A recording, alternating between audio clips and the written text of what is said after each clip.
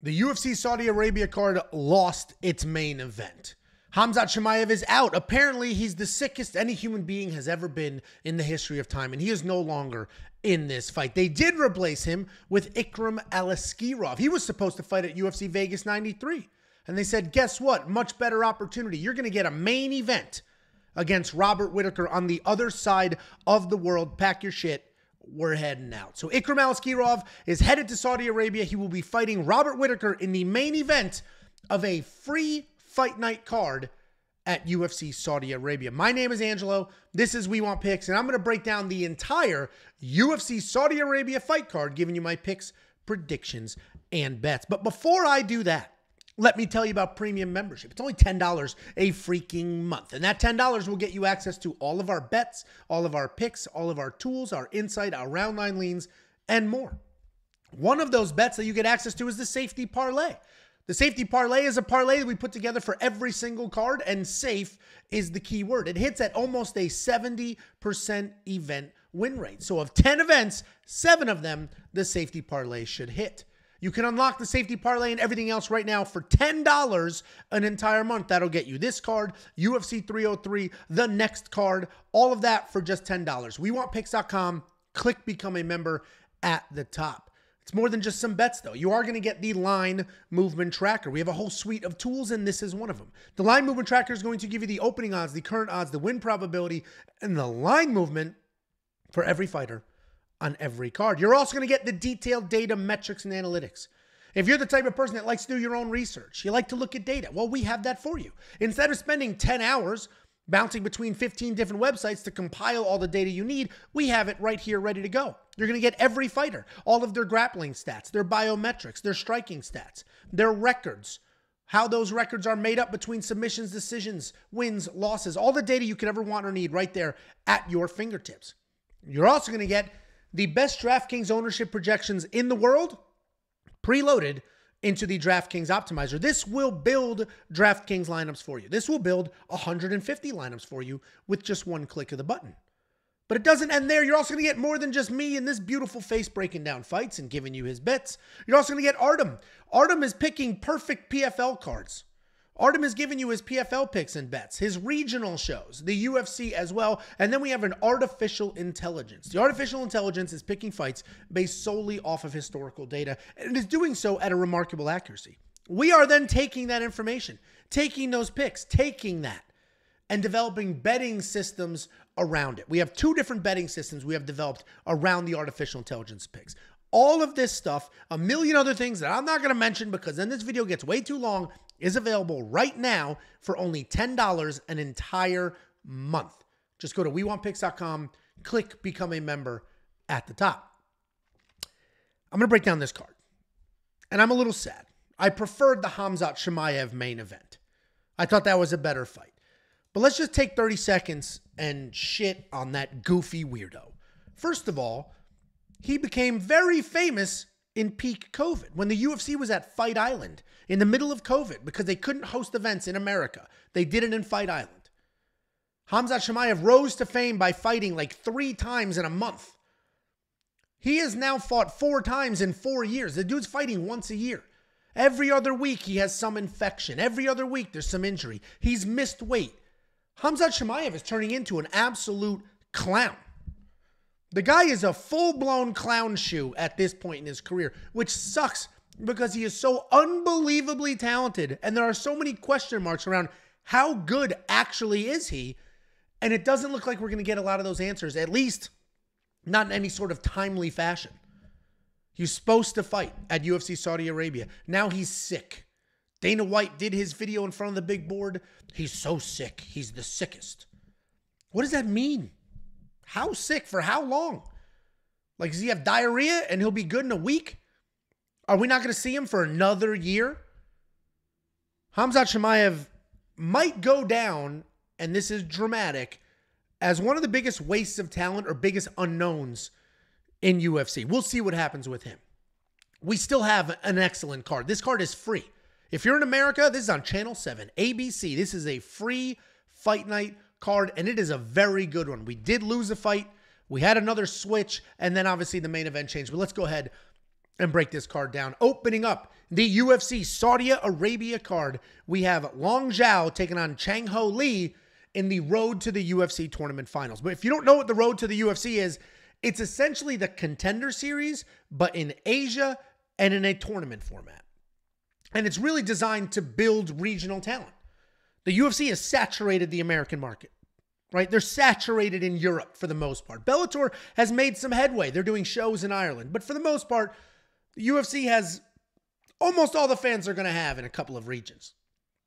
But if you've ever seen a map, and if you know how population works, you know that the majority of the world's population is in Asia. And so they run these tournaments. They bring in these fighters from different countries in Asia, and they're looking to build superstars. They're looking to build talent. They're looking to grow their business well beyond the English-speaking countries. Long Zhao, 26-8 in his career, taking on Chang Ho Lee, 9-1. The experience difference between these two is quite dramatic. And Long Zhao and Chang Ho Lee also have a bit of a style difference as well. Long Zhao is a grappler. He's not particularly dangerous, but he is very durable. He has a wealth of experience, 34 fights under his belt, and he carries that composure with him. He doesn't panic if things are not going well, and despite his record, things don't go well for him pretty often. Meaning he's got 34 fights and most of them are wins, and he still ends up in trouble. He can be taken down. He can be touched up. He can struggle with guys who pressure forward. He finds ways to win, though, and he takes a wrestle at all costs approach to his fights. He's taking on Chang Ho Lee. Chang Ho Lee is a well-rounded guy. He prefers to move forward and strike. He will close the distance by literally marching forward and just throwing rock'em sock'em robot one-throughs. He feints a lot, which can get people sort of out of sorts reacting to those feints, but he likes to come up heavy with overhands or even work in a takedown or two. His takedowns are not great. Neither is his takedown defense, but he has solid submission defense and a pretty good get-up game. This is the Road to the UFC Tournament Final, as I mentioned. I don't watch the Road to the UFC. I don't watch it. When I have to break down the fights, then I go watch the fighters. And I watch their tape. And I broke down Long Zhao. I broke down Chang Ho Lee. But I didn't watch the tournament. I didn't watch those fights while they happened. Tape study here was interesting, though. Because it seems pretty clear to me that even though Long is sloppy, and as I alluded to earlier, ends up in trouble, he's the more well-rounded guy. His wrestling should be enough to win. And I say that's interesting because he's the underdog. There's got to be something I'm missing. Maybe because I don't watch every single fight. There's things that I don't know. But breaking down the tape on both of these gentlemen, Long Zhao is going to be the pick. I think he's going to win this fight. The odds likely are going to move. And if they don't, maybe I'm missing something. But I'm going with an underdog right off the rip. Then we have our first of two switched fights on this card. Originally, this was Abu Azaitar taking on Denis Tiuliulin. Abu Azaitar is a guy in this region that they were hoping to get a win. He's a local guy. Local is a very broad term when you leave certain countries. So a local guy that they wanted to get a win, they said, who the hell can 40-year-old Abu Azaitar beat? And it was a struggle. And they ran down a list, and they were having a real hard time fighting. And then they said, boom, Denis Tiuliulin. Go find him. He's 1-4 in his last 5. Go find him. That's our win. But Abu Azaitar has dropped, and SD Dumas is being packed up and shipped to Saudi Arabia to take on Denis Tiuliulin. This is a much different matchup for Denis Tiuliulin. He now has an appropriately aged person that, while not great, should still be able to be busy for more than 30 seconds. Because we have SD Dumas, who's a street fighter. And if you know anything about him, SD Dumas was coming up on the streets. He made a name for himself as a underground street fighter, but he was always more skilled than most. He didn't just stand there and brawl. He actually had some decent takedowns. He had some decent striking technique, and he has some decent grappling skills as well. And I said scrappling instead of grappling, and maybe that's a term that we should get going, because if you're a scrappy grappler, you're a scrappler. Let me take that note. We're going to turn that into shirts. Scrappler. Either way, SD Dumas was always better than a street fighter. He does have some skills. He is a pretty well-rounded guy. He's got decent technical striking. His jiu-jitsu is solid. Wrestling needs work. He can't defend a takedown to save his life. But he's not a quitter. He will move forward. He will strike with you. He is coming off that TKO loss to Nursultan Ruzaboyev, where he ate some really big shots. So it's like, okay, he's got a pretty decent chin. Then he was eye-poked. Things turned. And he got finished. And he's taking on Denis Tiuliulin. Denis Tiuliulin's a pretty active fighter. He fights almost 3 times a year. But it has been a very long time since his last win. Style-wise, Denis is a really fun, come-forward fighter who is always hunting for a finish. He has no problem getting into a slugfest, and he likes to make fights ugly and as fast-paced as possible so he can break people and catch them in the chaos. He has legit power in his hands, but he does have some grappling holes. While his takedown defense seems solid on paper at 73%, he is a complete fish out of water if he is taken down. He's coming off his 3rd loss in a row, this time a KO finish to Christian Leroy Duncan. I've been pretty public in the past that I think ST Dumas is kind of terrible. We talked about how good he was as a street fighter, because when you're fighting people that are doing street fights, it takes a little bit of actual technique and then a whole bunch of grit, and you can look phenomenal. And that's what he did. But in an octagon, with professional fighters on the other side of that cage, with people who treat this as a career and not a hobby, he's terrible. He's not very good. He's shown that he cannot defend a takedown and that the crisp, clean technique needed is just not always there. With that being said, Denis is also terrible. He has literally 0 grappling whatsoever. SD did show that he can eat some solid shots in his last fight. He's not a quitter. And because of that, he likely wins this fight. He can take a few of the shots, move forward, probably get a takedown, and then work from there. Denis has power. He can certainly KO SD or anybody else. But I think SD Dumas is going to win this fight. Both of these guys, listen, this is a low-level fight. This is a low-level fight. Do not bet on this fight. Just keep your money. SD Dumas should win, but this is short notice on the other side of the world. This isn't short notice in Vegas. Short notice on the other side of the world. You can't go spending your money on this fight. Then we have Magomed Gadzhiyasulov taking on Brendson Ribeiro. Listen, I got through it. I ran through every single syllable, all the consonants, all the vowels, and I worked my way through this. I had to change the font size to get this name to show up on the graphic. And anytime I have to adjust font size for a last name that has 19 letters in it, it's not going to be great. It's not going to be great. We got Magomed taking on Brendson. Magomed's pretty good. One of the bigger favorites on this card. He's a well-rounded guy. He's got solid striking, solid wrestling. He likes to invest early in the body with kicks and straight punches, and then he'll work up to your head. He can take some time to find his rhythm. He's a bit of a slow starter, but when he does, he's got very real power. He's not just a striker, though, and he does a really nice job sneaking in some takedowns when he needs them. He's taking on Brendson Ribeiro. This guy's an offensive striker as well. He's got some solid grappling. I say offensive striker because he likes to move forward and bomb away, but he is very hittable. The defense is almost non-existent. His takedowns are mediocre, but if a fight does end up on the ground, he's very aggressive and he's always hunting for a submission. He is dangerous both on top and off of his back. While Ribeiro has a pretty well-rounded offense and can win a fight anywhere, he does have a quit button and he can be finished. He's coming off that KO loss to Zhang Mingyang. Magomed should win this fight. He's got power, he's got long kicks, he's got wrestling. Brendson can be dangerous, but he is very hittable and he likely gets hit in this matchup. I do find myself a little bit skeptical of the minus 450 odds, though, on Magomed. He is relatively unproven, and he's one of those guys, like, he's got a bunch of those weirdo fights on his record that probably aren't real MMA fights. They're just fights in that region that they said okay. Remember a few months ago that gentleman was signed to the UFC with an astronomical record, and then you do the tape study and he's literally fighting people on a carpet in a hotel lobby? No cage, no size, nothing. Just on the carpet in a lobby. And those were on his professional record. This has the same vibes. The record is weird. It's hollow. It's sketchy to say the least. But he should still win this fight. Magomed is going to be the pick. And you know what? If he was minus 200, I would love it. Minus 450, almost a 5-1 favorite, is a little bit hard to get behind and throw some money at. And I know that's a couple fights in a row where I was like, don't spend your money. But I promise you, there are spots on this card, and I do already have some bets. Speaking of spots that you could put some money on, we have Rinat Fakhretdinov taking on Nicolas Dalby. And I know I just gave you that speech saying when I have to adjust the font and there's 17 letters in a name, I'm not going to say it correct. And then I absolutely nailed Fakhretdinov, and that's because I have ridden him to the promised land. I have bet on him in every single fight, and they've all cashed. The last one was refunded. All the other ones have cashed. I believe in Rinat. This is a guy that I can get behind.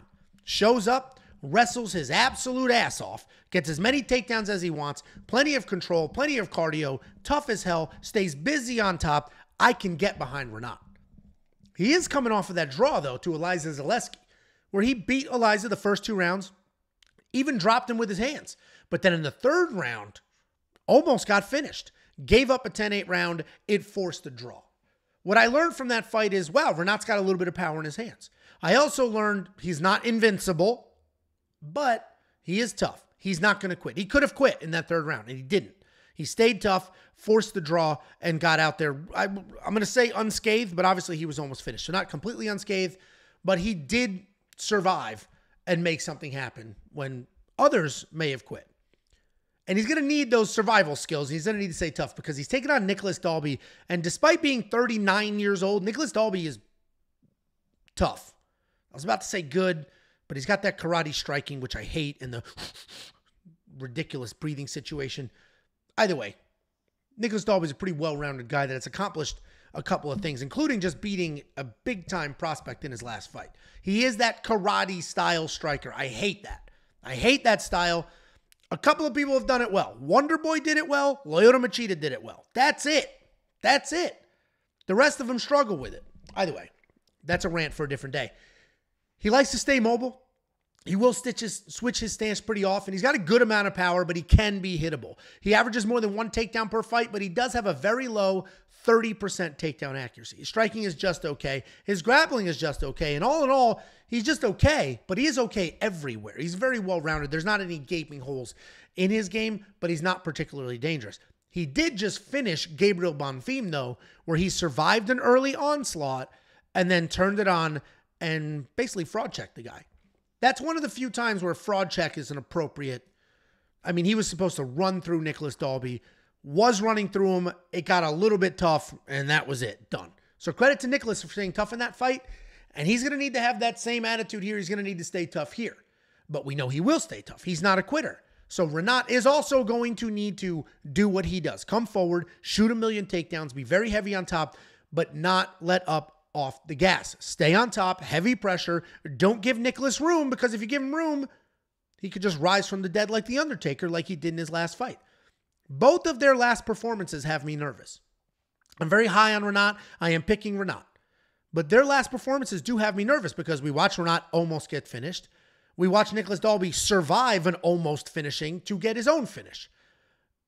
And you look at that, and if you don't really watch this sport, and you don't know these people, and you don't know their backgrounds, you could just instantly draw the conclusion, well, this guy almost got finished by a 40-year-old and didn't.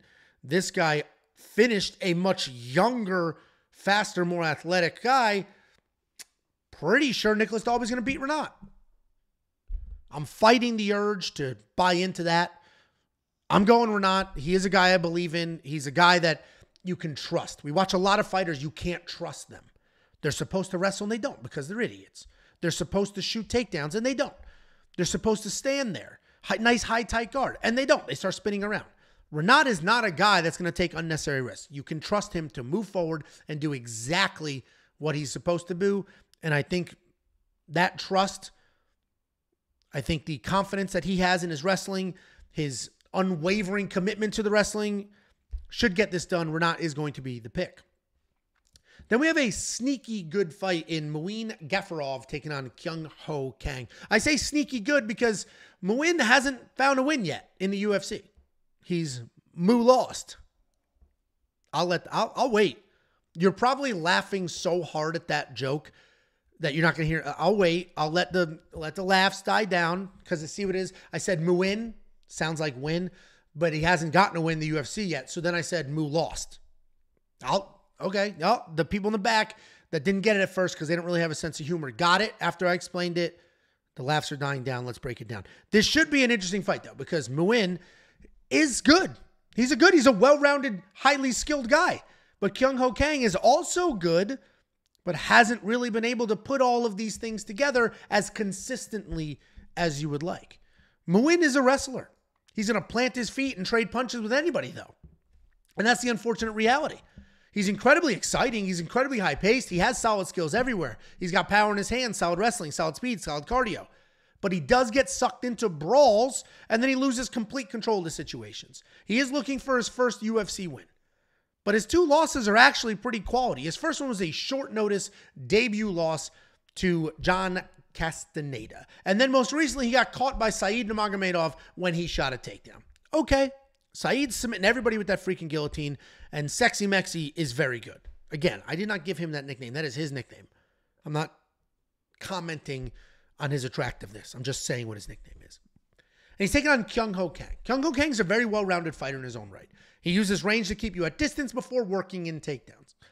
He averages about 2 takedowns per fight, and once he gets you to the ground, he's got heavy top pressure and solid submissions. He's a pretty low-volume striker, but he does have very good power, and he is coming off that decision loss to John Sexy Mexi Castaneda, where he was taken down 3 times. These odds are dead even. And if you can't tell, I am filming this the week before the event. Normally, I film these the Sunday morning that they go live. Right? Saturday night, there's fights. The next Sunday morning, I film this video. I've already got the notes and the graphics all done. And I film the video, and then I publish the video. And sometimes I'll bring some insight from the night before into the breakdown. We don't have that luxury. You're watching this. I'm in Florida right now. I'm on the beach. I'm caramel-colored, tan as shit, swimming in the ocean.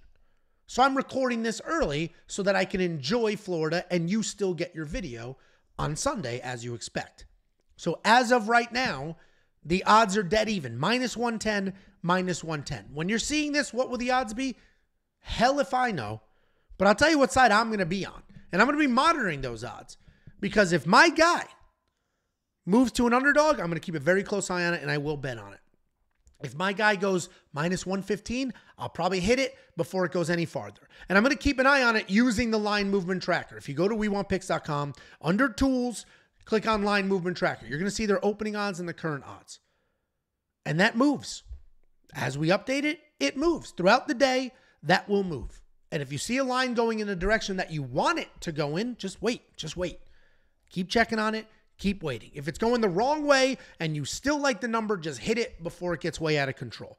I'm going Muin Gafurov. I think he gets his first win here. He has the wrestling. He has a willingness to trade. He is a durable guy. I think the willingness to trade is a little bit of a concern. The fact that he can be wild and get sucked into a brawl because Kang hits very hard. But I think he's going to wrestle. We just watched Kang lose a fight where he was taken down 3 times. Muin is a very good wrestler. Use the wrestling. Tried to use it in his last fight. He got caught in a guillotine by maybe the best guy in this division right now to suck up a guillotine. Hopefully he goes back to that well, shoots the takedowns, and beats Kang the exact same way that John Castaneda just did. Muin Gafurov is going to be the pick. And if you want to check out the line movement tracker, just go to WeWantPicks.com, click Become a Member at the top. It's freaking $10. One of these days, I'm going to do a slide of all the things that cost $10 to put in perspective how insanely inexpensive that is. Like you can't go to McDonald's and get a value meal for under $10. It's impossible. And your fat ass doesn't need McDonald's. Just avoid McDonald's one time in the month and then you got what you need. You fat shit. If you guys didn't know, there's a mirror in front of me. That's what I'm talking to. Then we have Nasrat Haqparast taking on Jared Gordon. I said this is a good card. And this is a good card. We're on the undercard still. And the fight order is probably going to change and Nasrat will probably end up on the main card. But we're still, at least as of right now, the way this card is set up, on the undercard. We got Nasrat Haqparast. He's a guy that didn't fully live up to all of his potential, but he's still out there getting good fights, big-time fights, and putting on some decent performances. He's a solid striker. He's got high volume. He lands almost 6 significant strikes per minute with a very good 78% takedown defense, sort of ensuring that he can keep these fights wherever he wants to. He can push a pace. He can find a rhythm. He's a very hard guy to beat when he is in that flow state. But if you stay busy and you stay in his face, similar to how Bobby Green did in his last loss, you can have a little bit of success. He's coming off that KO over Jamie Malarkey where he knocked his eyebrows clean off his face. He's taking on Jared Gordon. And Jared Gordon's a very good wrestler who, like Nasrat, lands at a very high volume. Not quite 6 significant strikes landed per minute, but pretty close. He likes to come forward. He'll come forward in flurries, and then he'll look for some takedowns. He averages almost 2 takedowns per fight, but he can be out-grappled. His 40% takedown defense doesn't always keep him standing. He's coming off that KO win over Olympic wrestler Mark Madsen. And Jared Gordon is sneaky good. He is arguably on a 4-fight win streak. He was beating Bobby Green before that headbutt.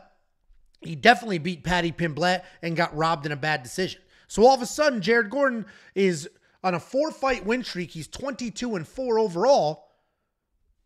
It's not looking like such a crazy matchup here. I am still going to pick Nasrat because I think his takedown defense is good enough, and I think he is the better striker here. But this could be a very close 29-28 type fight. Both of these guys showed power in their last fights, but neither one of them are typically... That was a stroke. This side of my face is going to droop and then paralyze half. That was a stroke. I tried to say typically and full stroke. These guys are not typically power guys, but they did showcase that power in their last fight. Let's hope we get a 1.5 round line. Let's hope we get a gift from the bookies and they say, oh, knockout last fight, 1.5 rounds, because I will hit that over. I think this fight likely goes the distance. I think it's a whole bunch of pitter-patter striking. I don't think either one of them are going to find that big knockout again. Neither one of them are like wildly chinny or wildly powerful. Nasrat's takedown defense is what I am trusting here, so we're going to go with him for the pick. Then we have absolute psychopath Shara Magomedov taking on Joilton Lutterbach. And I say psychopath, that's mostly off of looks. He may be a wonderful gentleman that'll sip some tea and play dolls with his nieces and just be a real kind human being overall. But holy shit, is he a wild dude to look at. Look at this guy. First of all, he's missing teeth. You can't see that in the picture. He's only got one good eye. It's facing left. The bad one's facing right. But it's okay, because he has the haircut and the beard of a homeless person. This guy is nuts to look at. And that's what makes him so marketable. He is literally a giant star, or about to become a giant star, because of how he looks and how he fights. Not only does this man look wild, he fights wild. He has 12 fights with 10 knockouts. He's an accomplished striker who has been competing in multiple martial arts since he was a teenager. He's insanely powerful, very fast. He'll mix up his striking techniques whenever he wants to. Takedown defense is just okay. His offensive takedowns are almost non-existent. He is coming off that decision win over Bruno Silva, where he definitely won that fight. But if you're doing your own research and you're going to see 30-27 scorecards, misleading. It was much closer than that. He did win the fight.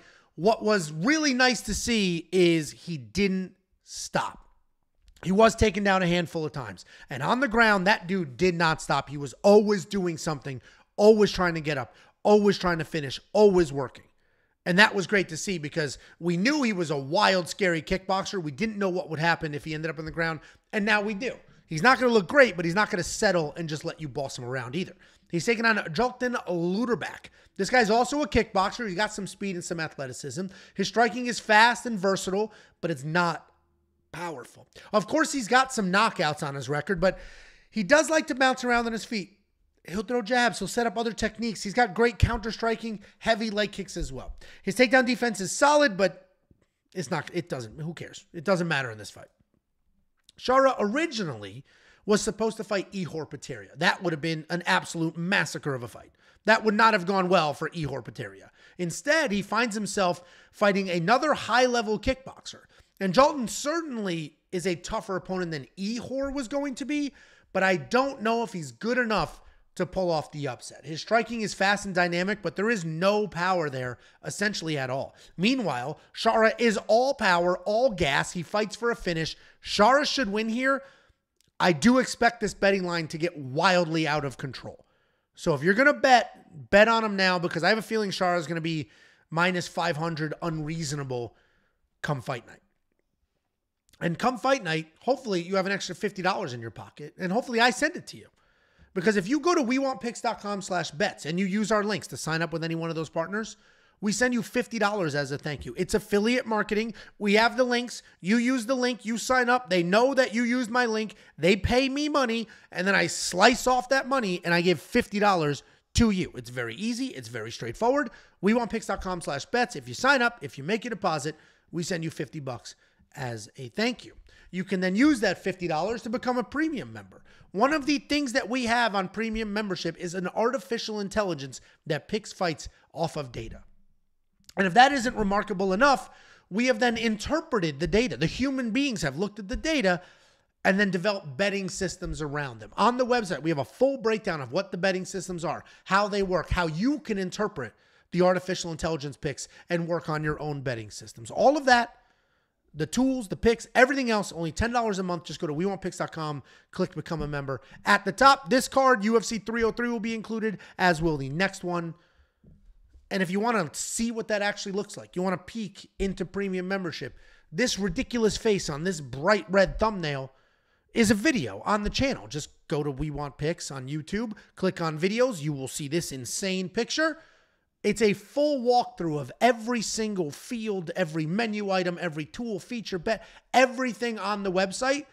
So if you don't know what to expect, this will give you what to expect. What I can promise you is this is not some dumb Patreon nonsense. This is a full-blown interactive website with tools and everything you could ever want or need heading into a fight week. Let's go ahead and break down this main card.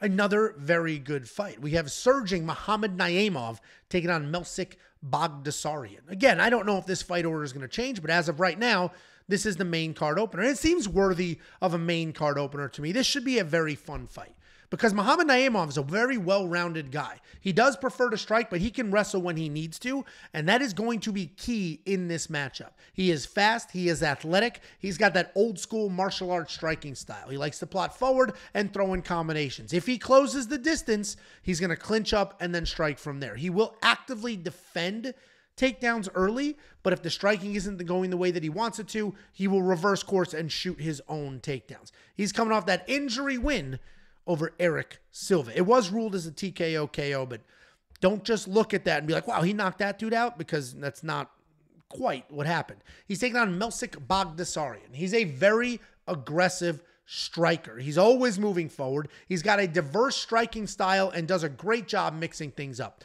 He has a long professional kickboxing background, and he has had that well before he came into MMA, and you can see that with his techniques inside the octagon. He'll go to the body, he'll use kicks, and just round it all together really, really well. His forward pressure, his power, and his diversity is very fun to watch, but he does have grappling holes. He's coming off that decision win over Tucker Lutz, where his striking looked good and he was tough, but he reminded us, dude has zero takedown defense whatsoever. And that's what's going to come down to in this fight. If Melsik Bagdasaryan can defend some takedowns, he could potentially win. If he can't, then he's screwed, because he certainly can KO Naimov. We watched him get dropped against Nathaniel Wood. But can he defend Naimov's takedown attempts? I personally don't think so. I think Magomed wrestles more than usual here, and I think he gets the win. I actually have a half a unit bet on Magomed Naimov at -110. I will probably be sweating that bet. I don't think it's the easiest bet to watch live, but I do think Magomed Naimov is going to get it done. Anytime there's that big of a gap in a wrestling skill set and one of the guys can wrestle, it just seems so easy to me. It seems so easy to me. Now, if Melsik had phenomenal takedown defense, but no jiu-jitsu, it's a different argument. But he doesn't have wrestling, and he doesn't have jiu-jitsu. So I think he's a guy that's going to get taken down. I think he's a guy that's going to lose this fight, because Magomed Naimov is going to come forward, he's going to wrestle, and going to make that happen. Then we have another interesting fight. We got Kelvin Gastelum taking on Daniel Rodriguez. Kelvin Gastelum, one of the most inconsistent fighters in the history of time. He is at welterweight, which is nice. He hasn't full-blown given up on his career. He's still cutting the weight. He's still being a normal-sized person and fighting at the weight class he should have always been fighting in. He might literally be one of the biggest wastes of talent. He's a great wrestler, a very good striker. He has a granite chin, and he is capable of being in a dogfight. The problem is He never had any of the work ethic. He's missed weight multiple times. He would bounce between weight classes. He almost seems to not care at all. About 2 years ago, though, he linked up with Henry Cejudo. He dropped back down to welterweight, and it looked like things were turning around for him. It looked like, oh my God, Kelvin Gastelum is going to finally all in on his MMA career, finally commit, and then work towards the title in his proper weight class. And then he just lost to freaking Sean Brady. Just laid an egg, and he didn't lose in any sort of dramatic way. He was taken down and out-grappled, and Kelvin Gastelum is supposed to be the better grappler in that matchup. Again, Kelvin Gastelum is wildly talented, a very good fighter who just doesn't put it together all the time and certainly doesn't work hard enough before fight night. He is taking on Daniel Rodriguez. This guy's a very good boxer who picks his shots well. He's got good takedown defense, but not much to offer in the grappling department. His boxing is crisp, and when he isn't worried about being taken down, his hands are deadly. He hits a rhythm. He lets them go. When he is worried about takedowns, he's a little too tense and can fade later in fights. He hasn't looked very good in his last couple of fights, but he is still a dangerous guy. He's coming off that head kick knockout loss to Ian Gary, where he seemed to struggle with Ian's reach. Even after the railroading that I just did of Kelvin Gastelum, I'm still going to pick him to win. I think his granite chin, his offensive wrestling should be enough to get it done. He should be able to throw those just big shots, shoot the takedowns. Daniel's going to be the light years ahead in the striking department, but it's going to be like boxing up a stop sign. You can hit it as hard as you want, but it's still up there. It's still standing right in front of you, going absolutely nowhere. Kelvin's going to be the pick, but at this point, I think he has proven to all of us that you cannot trust him with your money. Then we have the featured fight of the evening. We have Johnny Walker taking on Volkan Ozdemir. This is another very good matchup, and it's a very interesting fight to break down. It's very hard to pick one side in this fight and be insanely confident because, like so many others on this card, Johnny Walker is very talented, but a bit inconsistent. Volkan Ozdemir has clear paths to victory, but has plenty of losses as well. Johnny Walker is giant. He's 6'6". He's a big, athletic guy. He's massive, he's fast, he's powerful, he's athletic, he's wild, he's fun to watch. He gets very creative, and he has an interesting striking style. He's very unorthodox, but he's also very dangerous because of those crazy techniques. Every single one of them has power behind them, and you don't necessarily know where things are coming from. His craziness is what has gotten him so many wins, but it also puts him in harm's way. He's coming off of that TKO loss to Magomed Ankalaev. He's taking on Volkan Ozdemir. This guy's a forward pressure striker who has very good power and volume. He throws his hands hard and he throws them often. Volkan has had a miserable takedown accuracy at only 33%, but that can be an issue for him even more so than the low number because if he is not having success striking, he has no backup plan. 33% is not going to get it done when he needs it to, which is even further a problem for him because his chin won't always keep him in a fight. But one thing is for sure, and that's that all of his losses, at least to date, have been to quality opponents. Volkan Ozdemir has 7 losses, and they're all pretty good. He lost to Jiri Prochazka. Okay, former champion, might be the champion again in a couple of weeks. Daniel Cormier, former champion. Magomed Ankalaev could be a future champion. In his 6 losses in the UFC, he fought 2 champions and 3 challengers. He's coming off that upset win over Bogdan Guskov where people were convinced Volkan's washed, he's got no chin. This bald Anthony Smith lookalike is going to smoke him. And that is not what happened. Johnny should win this fight. He's massive. Dude, 6'6", and he feels much larger than that when you look at him in the cage. He hits hard. He's far more athletic. He's equally as dangerous. He's also unreliable and unpredictable. Volkan has fantastic power, and we have seen Johnny get chinned before. I am going to pick Johnny Walker here because I think the height and unpredictability in his striking is going to prevent Volkan from just landing that big shot. And if you agree with that pick and you like Johnny, then you should jump on him now because he is only minus 130. I was expecting him to be about minus 200, minus 250. I understand Volkan's coming off a big upset win. Johnny's coming off of a loss, but Johnny was supposed to lose that fight. And the way he lost just is what it is. Volkan Ozdemir has no chin. Johnny is tremendous. Johnny is tricky to deal with. I am a little more cautious than most people, which is why I'm not going all in on Johnny Walker. But if you're watching this and you were already positive Johnny was going to win, Minus 130 is probably the best value you're going to get on him. I imagine as people start to look at this card a little bit closer and it gets closer to the date, more and more money is going to come in on Johnny Walker. They're going to look at it and be like, oh, I like Johnny.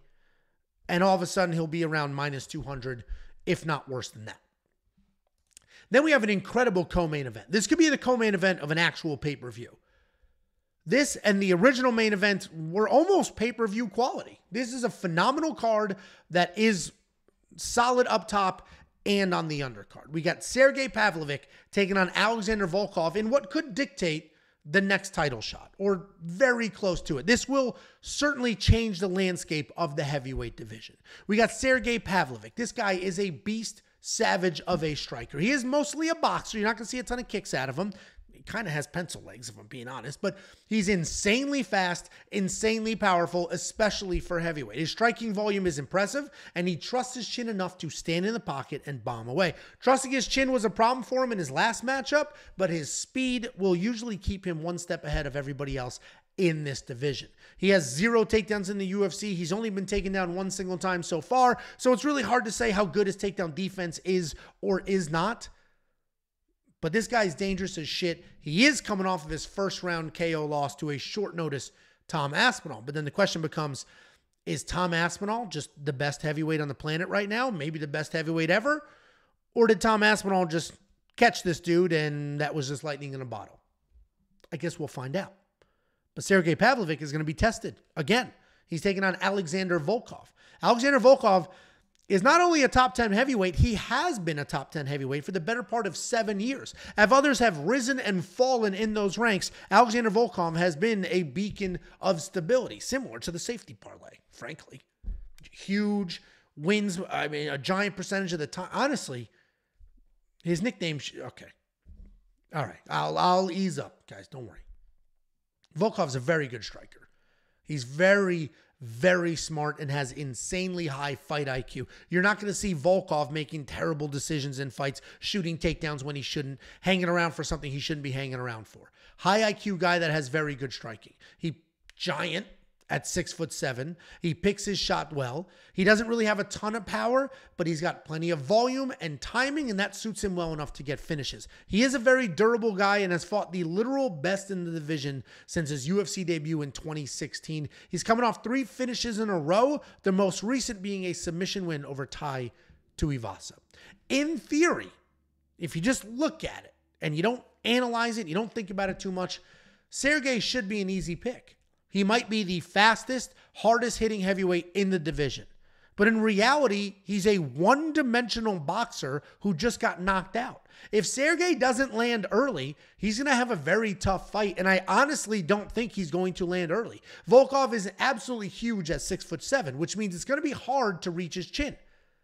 His only KO loss in the UFC was to Derek Lewis, and that was 6 years ago with like 2 seconds left. Volkov is the much better fighter overall. If he can avoid getting caught, he wins this fight. I think Volkov wins. I will end up betting on him. I'm letting you know right now, he is a plus 165 underdog. I think that's going to widen. So I'm going to wait it out. I'm going to watch the line movement tracker. See if I can get closer to the plus 200, the 2-to-1 money. But right now, Volkov, a plus 165 dog. He's the better fighter. He's got the better resume. He's an absolute giant. The only thing he has to worry about is getting caught with just a big, super fast straight punch coming from Sergey. And that might frankly happen. These are heavyweights. But Sergey's just too one-dimensional for me to be betting on him at 2-to-1 odds. Alexander Volkov is going to be the pick. Then we have our new main event of the evening. This was supposed to be Robert Whittaker versus Khamzat Chimaev. I was way more excited for that fight. Genuinely way more excited. And a lot of that had to do with Khamzat Chimaev. There's so many unknowns about that guy. And it is what it is. He has a tummy ache and he's not fighting. Maybe we'll see him in 2 years. It's a joke. I'm sick of it. I don't want to hear about that guy. Let's all stop talking about how good he is, all this other bullshit. You know how many times we see in the comments section, anytime somebody wants to say a fighter is good, they're like, you know, he trains with Khamzat. Who gives a shit? Who gives a shit? That guy can't make weight, can't stay healthy. Screw him. We got Robert Whittaker taking on Ikram Aliskerov. Ikram was supposed to be in the main event of UFC Vegas 93. He found out on Thursday that he will be fighting Robert Whittaker on the other side of the world. He still has a week, essentially, but I imagine he was in the middle of his weight cut. I can't imagine what flying to the other side of the world, what that time difference does and everything else does to his internal clock and his weight cut. And don't forget, he doesn't live in Vegas. He flew from the other side of the world to Vegas and then flew back just to go ahead and get ready for the biggest fight of his entire career. He is fighting former world champion Robert Whittaker. I think people forget that Robert Whittaker was the middleweight champion of the world. Izzy took his belt from him, and he had a great rematch with Izzy as well that a lot of people think he won. He's a very diverse striker. He's got solid volume, very good takedowns. He's constantly mixing up his striking and movement patterns. He will lay out really heavy leg kicks and then immediately charge forward and chase the head. His only losses since 2014 are to Izzy and current champion Dricus du Plessis. He has 12 takedowns in his last 6 fights, and that really just cements him as one of the most well-rounded guys in this division. He's coming off that decision win over Paulo Costa, where he had to weather an early spinning back kick to survive, and then he did, and then he won. He's taking on Ikram Aliskerov. This guy is a Russian wrestler who has really good hands. His hands have looked so good that people forget he's a wrestler and he hasn't needed to wrestle in the UFC. When he is wrestling, though, he has nonstop pressure with constant body locks, tie-ups, and shots. When he gets you to the ground, he's like an 8th layer of skin, and it is impossible to shake him. And that breakdown may sound familiar because it was the same breakdown I gave when he was supposed to fight Antonio Tricoli. The guy's fighting style didn't change. Nothing changed about him, just the geographical location and the opponent.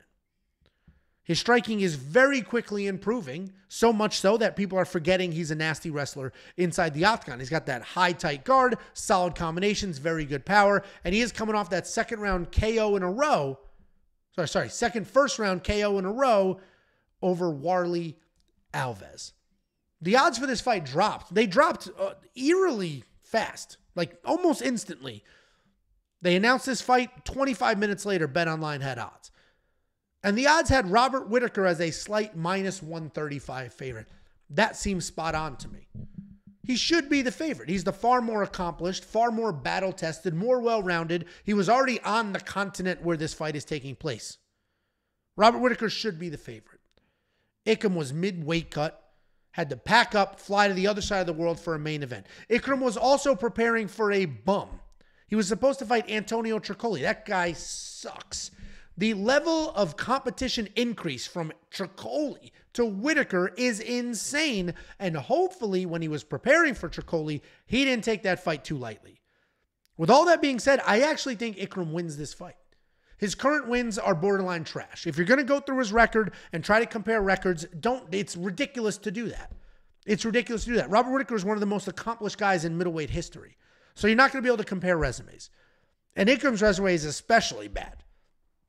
He's beating guys up in weight, like it just chinny people. His record is borderline trash. But if you look at the skills, I think Ikram can win this fight. Robert almost got chinned by Costa. He got bodied by Dricus du Plessis. I love Robert Whittaker. I'm a massive Robert Whittaker fan. But I think it's a steep drop-off. I think he's declining somewhat quickly. If Ikram catches Robert Whittaker the same way that Paulo Costa does, I don't think Ikram takes his foot off the gas. The longer this fight goes on, the more it will favor Robert Whittaker. So this is probably a perfect live bet situation because Robert Whittaker is that dude and has been for a while, but I think the chin is almost gone. The way Dricus du Plessis was just sort of bullying him and taking him down, I did not expect that. And if Ikram goes to the wrestling well, he could have that same success. We're going to learn a lot about Ikram. We already know everything we need to know about Robert Whittaker. He's an all-time great, win or lose in this fight. This might be Ikram's time to shine, or we're going to get a full-blown fraud check to us from the other side of the world. Guys, that is the breakdown. I do ask that you become a premium member, but before I ask you to do something for us, let me do something for you. Go to WeWantPicks.com/bets, sign up with any one of our betting partners, make a deposit, and I will send you $50 as a thank you. It's affiliate marketing. You're going to sign up. We're going to get paid for that. Then I'm going to pay you as a thank you. Now I'm going to ask you to become a premium member. And if you become a premium member, you can unlock everything that we do. All the picks, all the bets, the DraftKings optimizer, everything we do is only $10 a month. It's one package. No weird tiers separating bets and fantasy. No weird tiers separating different. Everything we do is $10 a month in one single package. Just go to WeWantPicks.com, click Become a Member at the top. You're going to get tools like the line movement tracker. You're going to get tools like the detailed data, metrics, and analytics. You're going to get tools like the DraftKings Optimizer. You're going to get the safety parlay, which hits at almost a 70% event rate. You're also going to get more than just me. You're going to get the artificial intelligence. You're going to get Jacob. You're going to get Artem. You're going to get Running Mouth MMA. You're going to get so many things that this video would literally be 30 minutes, as was the last video I did breaking down premium. Just go to WeWantPicks.com, click Become a Member at the top. Thank you for the watch. Thank you for the likes. We appreciate every last one of you, premium or otherwise.